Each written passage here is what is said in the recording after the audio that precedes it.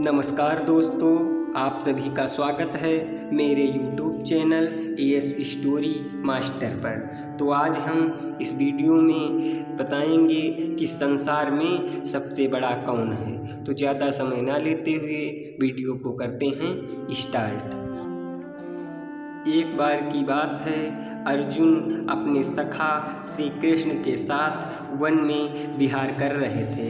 अचानक ही अर्जुन के मन में एक प्रश्न आया और उसने जिज्ञासा के साथ श्री कृष्ण की तरफ देखा। श्री कृष्ण ने मुस्कुराते हुए कहा, हे पार्थ, क्या आप कुछ पूछना चाहते हो?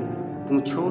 अर्जुन ने पूछा, हे माधव, पूरे ब्रह्मांड में सबसे बड़ा कौन है? श्री कृष्ण ने कहा, हे पार्थ, सबसे बड़ी तो धरती ही दिखती है, पर इसे समुद्र ने घेर रखा है। मतलब यह बड़ी नहीं, समुद्र को भी बड़ा नहीं कहा जा सकता। इसे अगस्त ऋषि ने पी लिया था। इसका मतलब अगस्त ऋषि बड़े हैं, पर वे भी आकाश के एक कोने में चमक रहे हैं। इसका मतलब आकाश बड़ा है, पर इस आकाश को भी मेरे वामन अवतार ने अपने एक पग में नाप लिया था। इसका मतलब सबसे बड़ा मैं ही हूँ, पर मैं भी बड़ा कैसे हो सकता हूँ? क्योंकि मैं अपने भक्तों के हृदय में वास करता हूँ, अर्थात सबसे बड़ा भक्त है। इस तरह भक्त के हृदय में भगवान बसते हैं, इसलिए संसार में सबसे बड़ा भक्त है।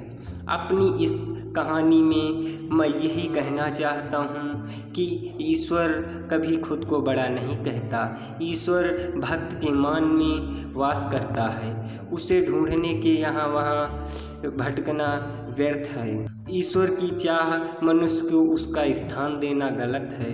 भगवा चोले के भीतर भगवान के दर्शन की इच्छा गलत है। ईश्वर कभी भीतर है। अपने कर्मों को सद्मार्ग पर ले जाना ही ईश्वर की भक्ति है। उसकी चाह में खुद को धोखा देना ईश्वर को धोखा देने के बराबर है।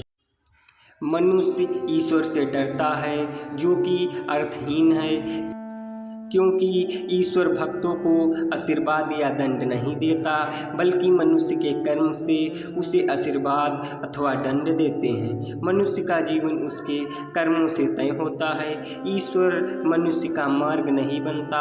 मनुष्य को उसके अच्छे बुरे का विचार खुद करना होता है, और अगर प्रत्येक मनुष्य परमहित का विचार करे तो वह कभी गलत नहीं होता। आज के समय में मनुष्य भेड़ चाल हिस्सा होते जा रहे हैं। किसी भी व्यक्ति को शांत का चोला पहने देख उनके अंधभक्त बन जाते हैं। अपने कर्मों का विचार किए बिना उस पंखुड़ी की बनाई राह को अपना जीवन बना लेते हैं।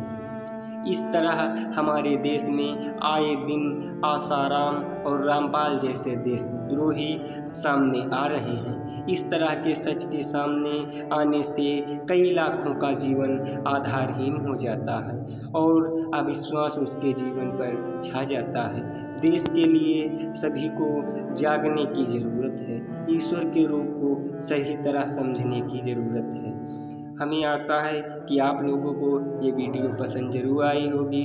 अगर पसंद आई हो तो वीडियो को लाइक करें व चैनल को सब्सक्राइब करें और बेल आइकन को दबाना ना भूलें, ताकि हमारी वीडियो का नोटिफिकेशन सबसे पहले आप तक पहुँचे। और आप इस कहानी को पढ़ने में इतना समय दिया, इसके लिए मेरी तरफ से दिल से धन्यवाद।